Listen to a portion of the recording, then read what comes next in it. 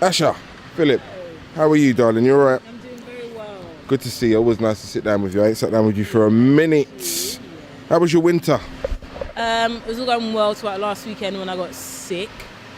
Like, that flu hit me like a train. But you can hear my voice now. But I'm getting better now, so it's fine. What about winter training? Training has been good. Come back from Tenerife not long ago, so we got a bit of sun inside of us. Winter was decent till December. We had a new training partner with Hannah, so that was going great. So I'm having a great time. Done anything different in training? You've lost a bit of weight. I can see it. Yes, I have. I've tried out new different things as you do as athletes, and it tends to be working for me. So I'm going to stick to it and see if I can last, really. You had a decent season last year, though. Why change things now? Or is it just always looking for improvement? Well, there's always room for improvement, and I wasn't really too keen on my season last year. And I mean, obviously I made Olympics and obviously got the individual sport and stuff, but I didn't run the times that I wanted to, and I wasn't really consistent, so things needed to be changed. And me and my coach sat down and looked through the season, and so far it's working. You made a consistent start to the season this year. Your times suggest that whatever you were doing over the winter has prepared you well. Are you producing the type of performances at this stage that you expect from yourself? Usually not so much. Well, normally at trials I normally get close to a PB, or I do run a PB, so that's probably what I'm going to try and aim for. Just having stable tomorrow at the trials, but then hopefully obviously Birmingham's a big one next week, and I'd love to perform well there because I love that arena. If that kicks things off, I mean, what else would you expect from yourself throughout 2017? Well, I'm expecting another PB in the 100, definitely. Another spot on the individual, hopefully, and a great performance. Obviously, I'm still aiming to make a world final, and that I do believe is in me. I'm more confident in myself this year, so I believe I can produce all the goods. We haven't caught up with you since Rio. Tell me about that experience, how positive that was, and just how it impacted on you. I can't lie. Firstly, I'm going to say it was the most terrifying thing I've ever done. Like, the two most terrifying things were the Olympic trials and that final of that relay. Heart beating. Oh, What's it like when you're waiting? do you know, usually us girls, we talk to each other and we make a little joke to make sure everyone's calm. We didn't speak to each other. We were that scared, all of us. Like, no one didn't want to say it, but you could feel it because no one was talking. It's like, no, guys, come on, let's talk. Make a joke. Do something stupid. I don't know. Just do something. And then we're like, okay, what should we do on our walkout? Because obviously, the walkout, you've got to do like a wave or something. And that's what we started to talk about. But honestly, we were so scared. But then I'm like the mother of the group trying to keep them, come on, guys, let's do this, let's do that. But I didn't let them know how terrified I was because I could see it in them. I thought, okay, one of us has to kind of look the part. But no, when we look back, it was a great experience. I mean, to share it with those girls was wonderful. I loved every minute of it, crossing that line. So knowing that Daryl came in, we all came in third place. Oh God, Desiree crying, that was hilarious. It's like, you're crying, oh my God, is this real? And then, yeah, so it was good. I was following you on Snap throughout the whole of the games, which was really entertaining, and really gave us an insight into how athletes live and what they have to put up with in the village. I mean, everybody who was on Snapchat, thank you. No, seriously, because it really kind of helps us journalists and people just fans of the sport to I think organisers are always trying to find another way to sell the sport, and how can we present the sport in another light. That was it for me, really giving I know you took a bit of stick for that, but did you enjoy it as much as came across on Snapchat? I did. I got to meet so many different athletes, so many different sports. We'd sit there and try and guess what sport they did, because we all are like athletes, you just don't know there's so many sports. But no, it was fun, and I did try my best to get as much as I could in the Snapchat, because obviously we weren't allowed to snap everything, but I thought, well, I'm here now, so I've seen everyone post videos. At least mine only lasts for 24 hours. But no, it was good to literally get everyone to see what we were doing, because my family always want to know what the camp's always like and how we get on and what foods we eat, and it was good to just try and sneak that in so everyone could see what we experienced. Because for me, I don't make the Olympics by myself. My family back home did help a lot, and obviously the team back home, so you want to show them what you get up to and what their hard work got me. So yeah, it was good to try and sneak that in on the side.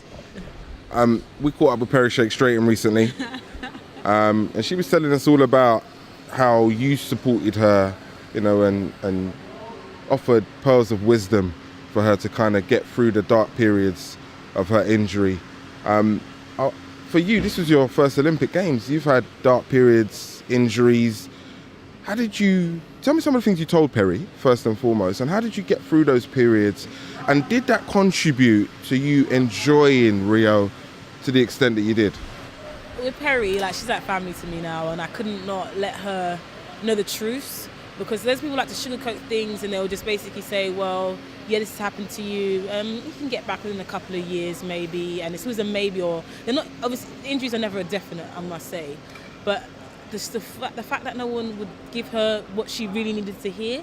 And I was like, well, Perry, I thought if that was me, I would like to know the truth back then and know that there is a light at the end of the tunnel, because back then everyone just kind of wrote me off and was like, yeah, well, that's it, you're done, basically. And at such a young age, 17, like, how could you write me off so young, knowing I've got so much to give and so much time to come back? And obviously Perry was much older than me at the time when she did her injury, but I still believe, said, no, if I can do it, you can. And you might have to change a lot of things. Obviously, she's not doing the hurdles as much, or I'm going to put that on hold and say as much, because she could come back and do that. But no, I just basically said, this is what happens. I'm going to feel this pain, you're going to feel that pain. We're going to learn to live with it, because that is now you. This is the new body that you're going to have to deal with, and this is how you cope with it and maintain it and keep it healthy and progress. So I just tried to keep as much positive as I tried to keep as positive as I could, and I told her coach a lot of the things. Or me and Chris spoke and said she's going to feel this at training, or just everything I went through. And we had similar injuries. It wasn't the same, but it's still the knee. And I just tried my best to just keep her positive, because I know there is a light, and you need that one person that's going to keep you strong. And then obviously to get to Olympics and make it, and just know you come back with a medal, it's just like, I worked damn hard, and hard work does pay off.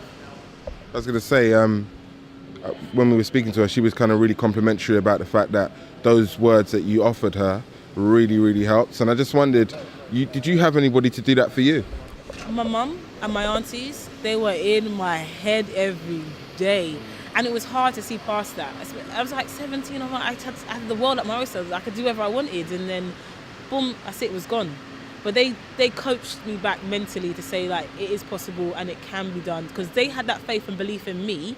Whether I saw it or not, they kept it strong, and it was, as I'm older now, it's easier for me to see it. Like, I think this year is like one of the best years I've ever felt so confident in myself, and now I see it. But it's because they held on to that, and now I'm able to take their own baton and carry it on for myself. So I made sure Perry knew that it is possible and it can be done. Yes, it's going to be hard. You're going to take so many setbacks, but you know each step forward is going to make you that 1% stronger. So there's no need for you to be upset and angry. Actually, no, you can be right now, but I would only hear it tomorrow, basically. Like, you can be angry today, but tomorrow is a new day, and you're going to get stronger, and you're going to keep getting stronger. And I'm going to do everything I can in my power and my will to make sure that you are positive, and then you keep it going, because I will be a rock to fall back on. So you can have a down day. I'll give her them every now and then, but tomorrow I'll be there picking you back up. Are you okay? I'll be on the phone to her, messaging her, saying, yeah, this has happened to you, but no, you're going to keep fighting, because Perry's a warrior. And people that, if you don't see it, I mean, I used to watch her thinking, how does she do that? Her sessions, the way how she just always used to go through it, and I'm like, I don't have that.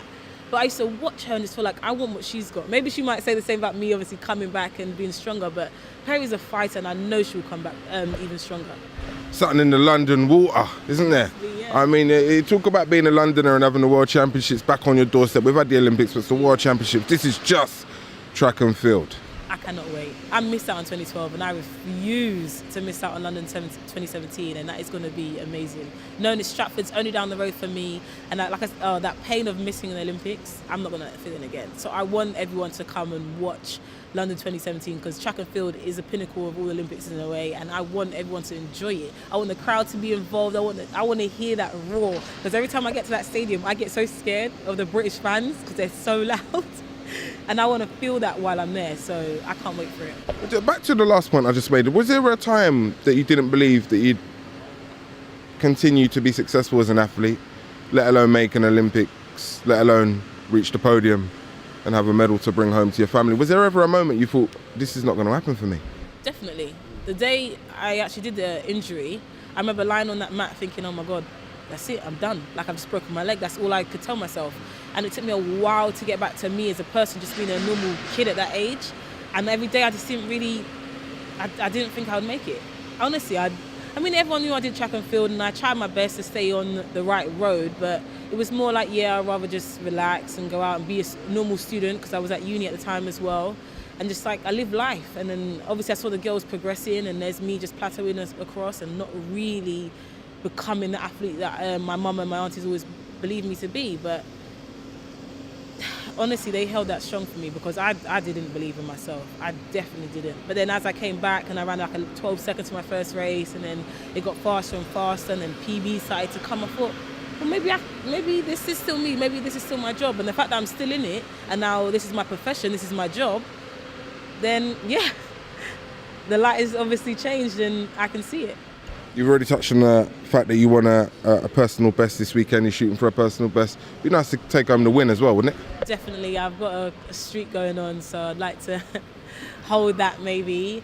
And my PB on the cards, yeah, if it's there. But I just want to run decent, make sure I'm not going to overkill myself for Birmingham next week, and obviously the European Championships, which I'm aiming for a definite medal. Because if I don't get a medal at the European Indoors, I'm going to start to question my 60 metres. And that might hold me back for the World Indoors next year. But no, I'm going to definitely push forward and, perform at my best. Thanks for your time. Appreciate it.